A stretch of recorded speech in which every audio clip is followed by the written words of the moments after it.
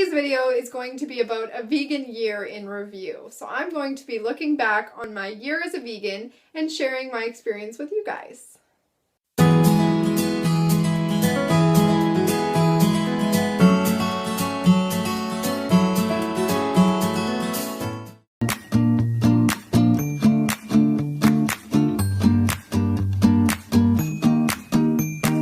First of all, a lot has changed since my last video, a vegan month in review, which I will put up here somewhere.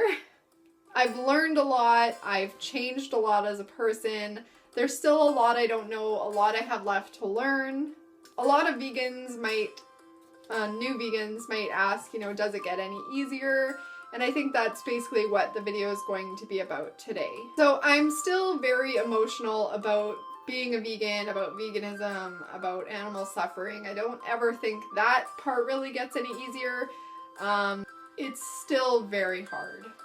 I think if anything, the more I learn, the more I become invested in this lifestyle, the harder it gets. It's not hard to be vegan. It's very easy to be vegan. It's hard to see the people I love, otherwise intelligent, sympathetic, compassionate people, not being vegan. I think that's what gets harder, is seeing people who you give all the information to, who you think care so much about these things, seeing them not care.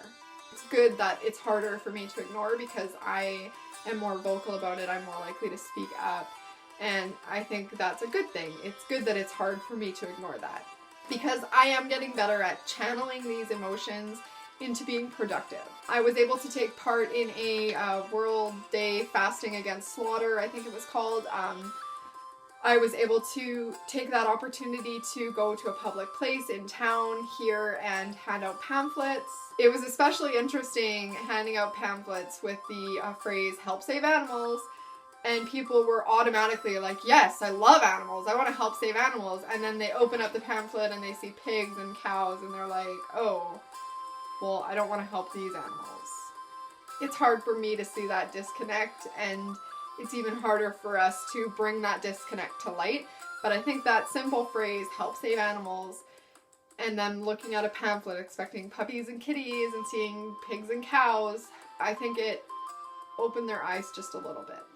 And I'm definitely looking into getting into more activism as time progresses. I think the moral of that is that I'm much more vocal now. I definitely don't cower away from the topic like I used to. I'm definitely more informed. And so I think I've learned too that being informed is, the greatest weapon against ignorance. So when we have these people making ignorant comments, if we don't know the answers, how do we ever expect people to change? There will always be people who will shut down regardless of your answers, who have no interest whatsoever in the facts of life or the empathy or compassion of it. But there are also people who are open and who need those facts. And so if we can give them to them and we can be informed ourselves, we're going to make a bigger change that way. I think one of the things that has changed the most in the last year of me being vegan is how I've eaten. So when I first became vegan, I ate very high carb, low fat.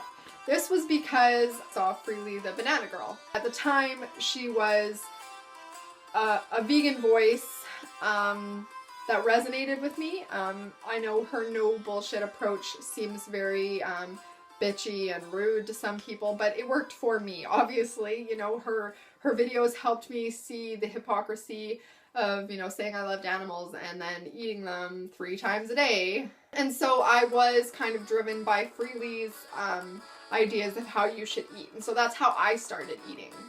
But my diet was very boring. It was like the same things for dinner every night. It was not a lot of diversity in my diet.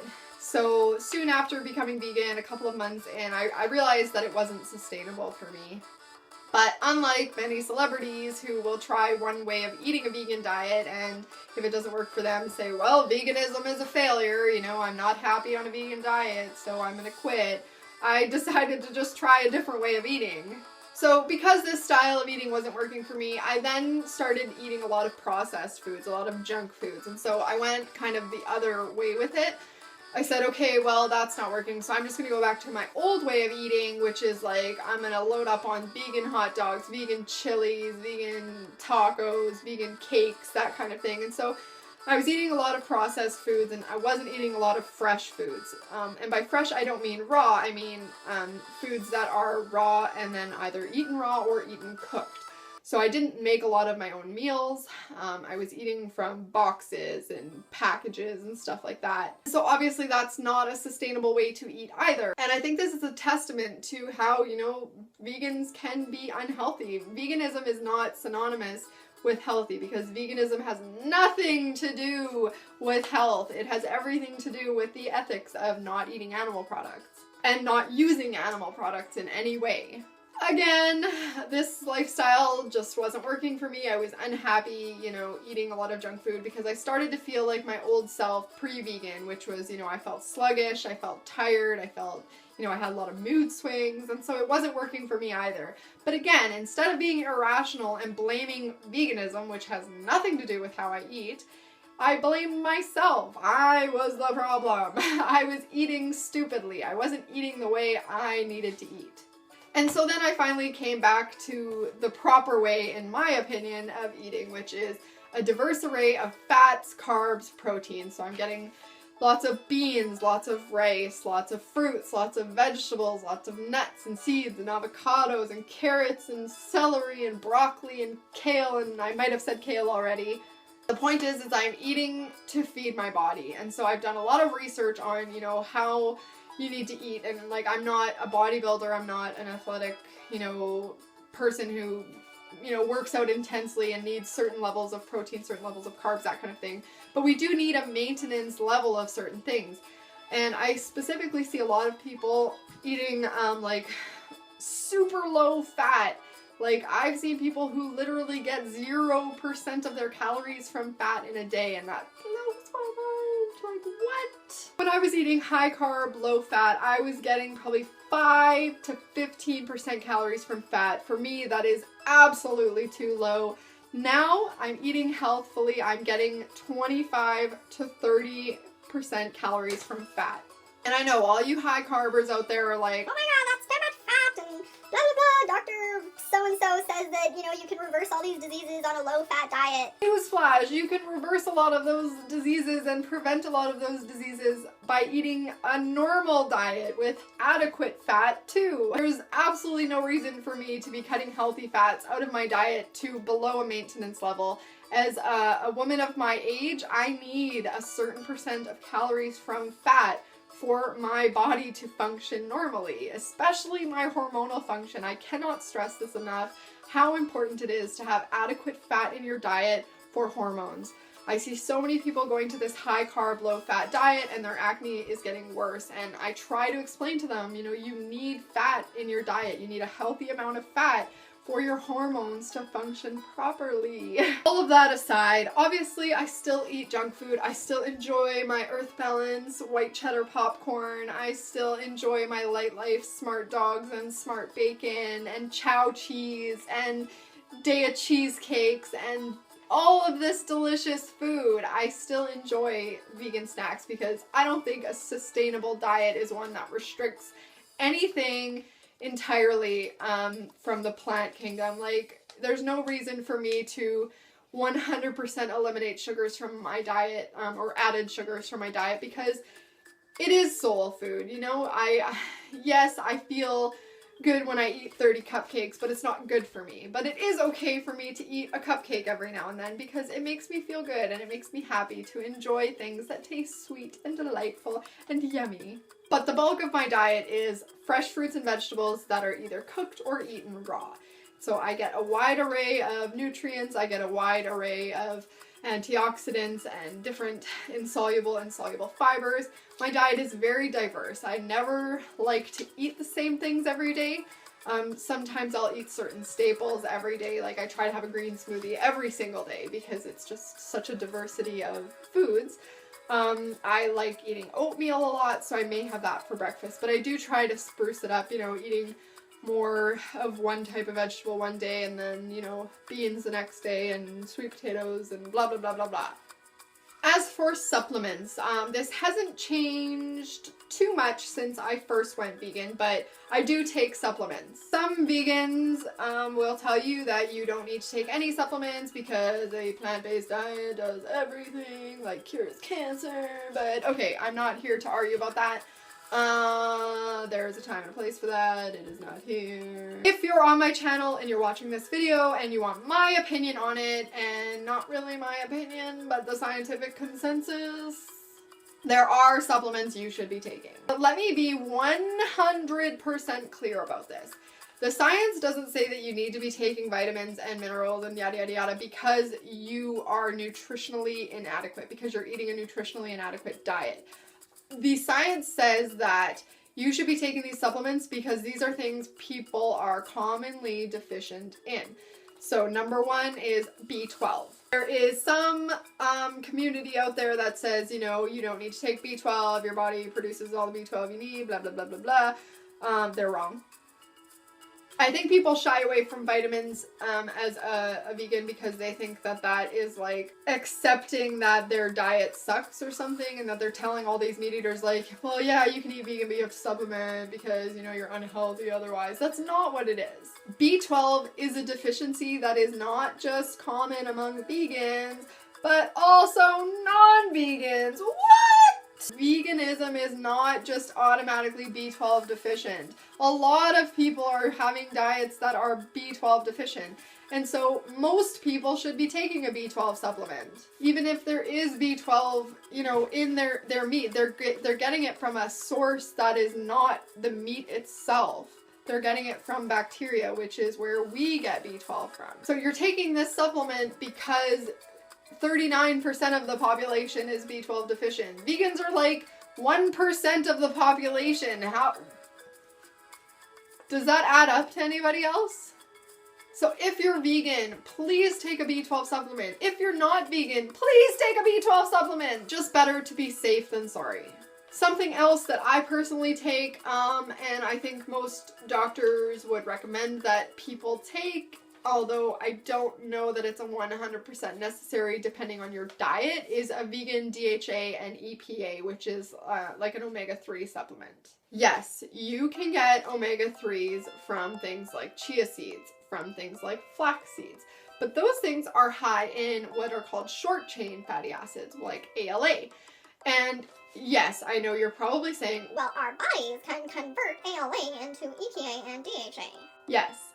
But there's really no way to tell how efficiently, if at all, our bodies convert short-chain fatty acids into long-chain fatty acids. So again, people will think that this is because a vegan diet is somehow nutritionally inadequate. These people who are eating lots of fish are like, oh, I get tons of long-chain fatty acids. Like, you guys have no source of long-chain fatty acid in your diet. This isn't the case. If you come from a culture or a society, or you just personally like to eat a lot of sea vegetables, then you may be getting adequate omega-3s that are long-chain fatty acids. Personally, anything that comes from the sea disgusts me. I don't like the fishy taste of anything, whether it's a sea vegetable or a sea animal. So I need to take a vegan DHA and EPA supplement, which I'll link down below in case you're wondering what supplement I take. But if you eat a lot of microalgae, or if you eat a lot of sea vegetables, that kind of thing, then, you know, you may not need that. But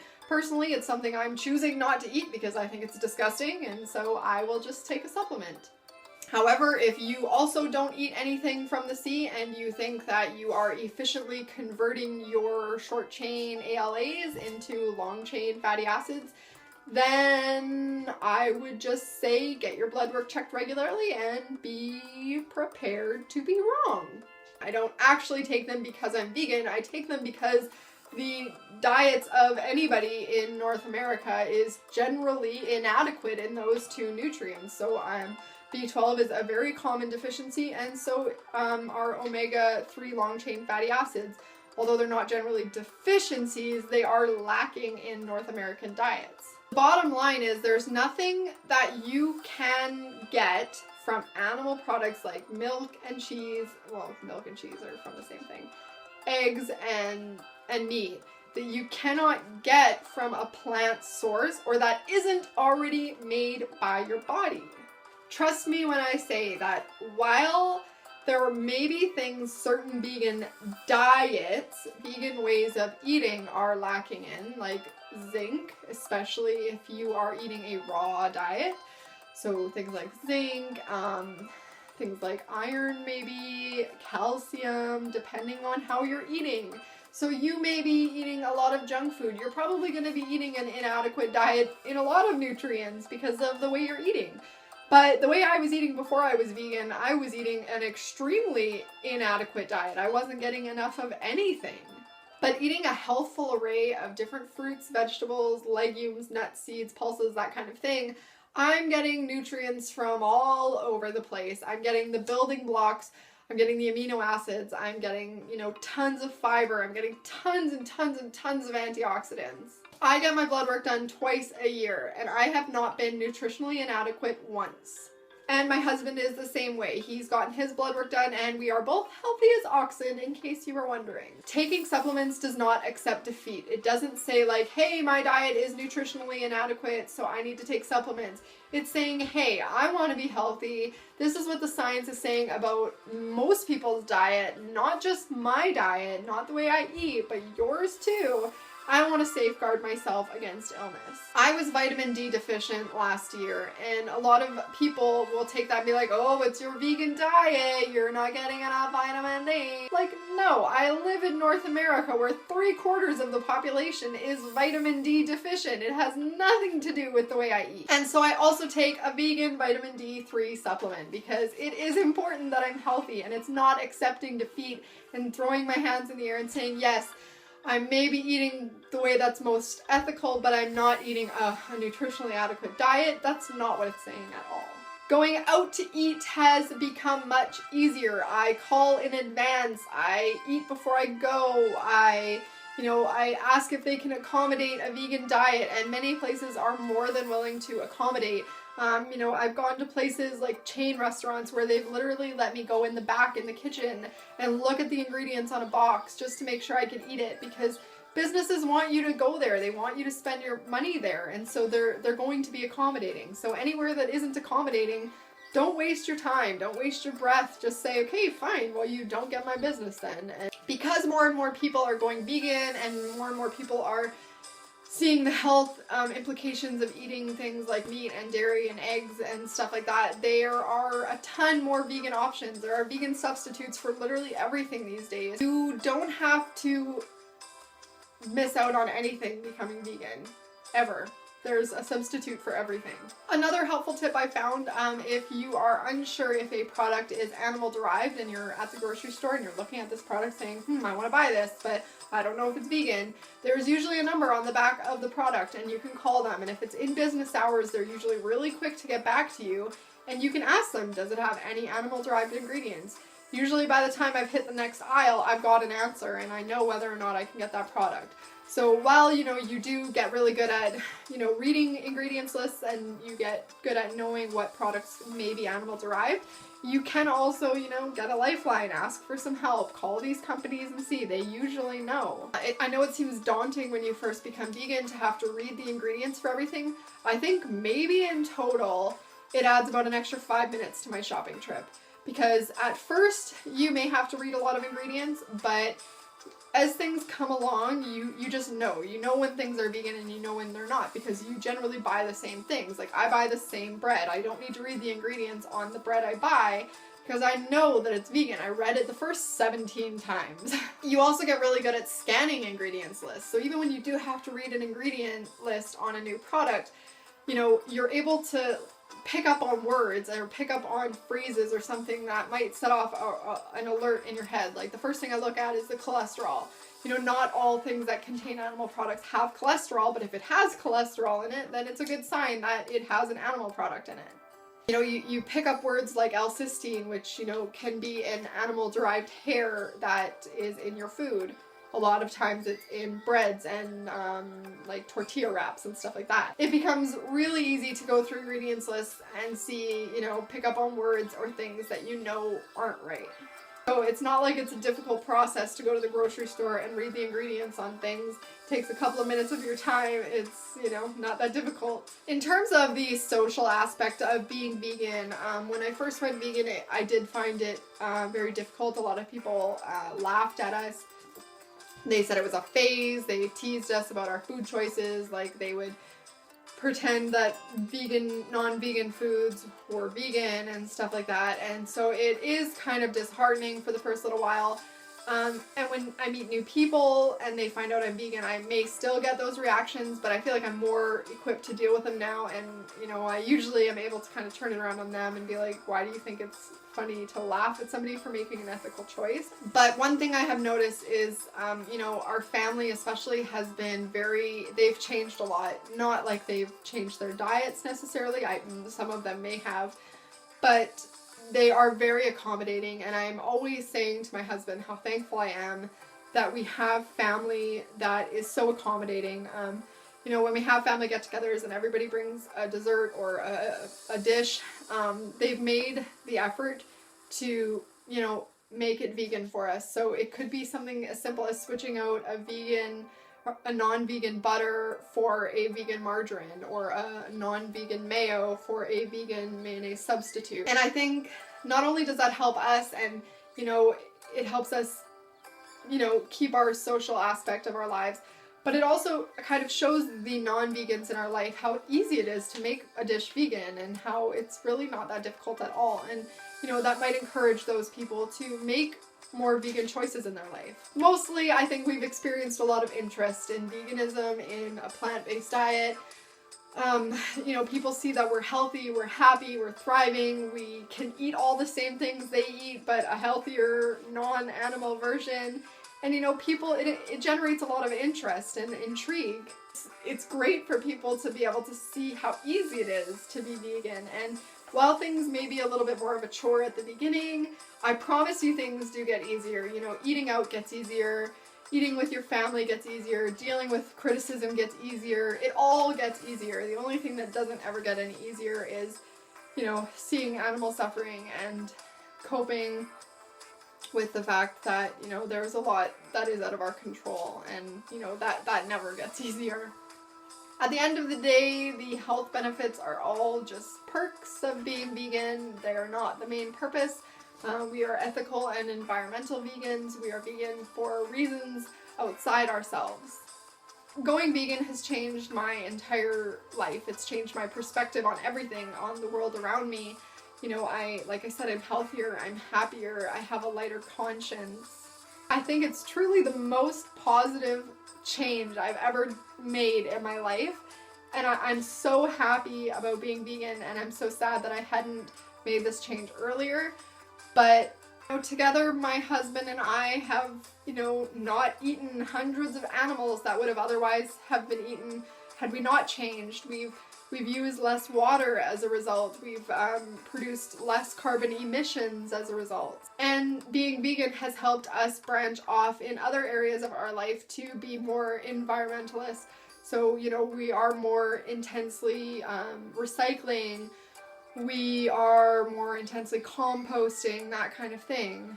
I'm healthier, I'm happier, I'm not harming animals, I'm not contributing to, emissions and water shortage as much as the people who are non-vegan are. And I just want you guys to know that if you ever have any questions about eating a plant-based diet and going vegan, which means, not using makeup that has animal products or tested on animals, not using like shampoos and laundry detergents and all that other stuff, and honey and leather and everything, please don't hesitate to ask. I am very busy, but I have all the time in the world for people who want to become vegan, because it's such a positive change, and I want to be able to be an asset to you. I want to help you.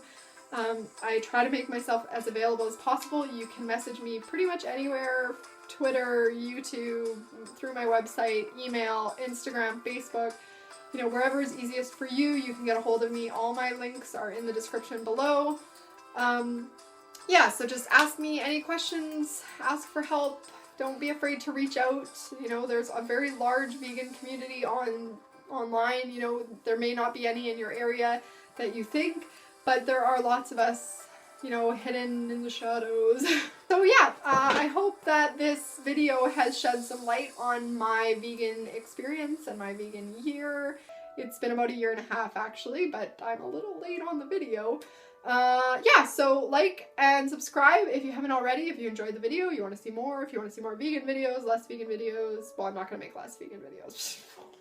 Anyways, don't forget to love yourself every step of the way and keep smiling.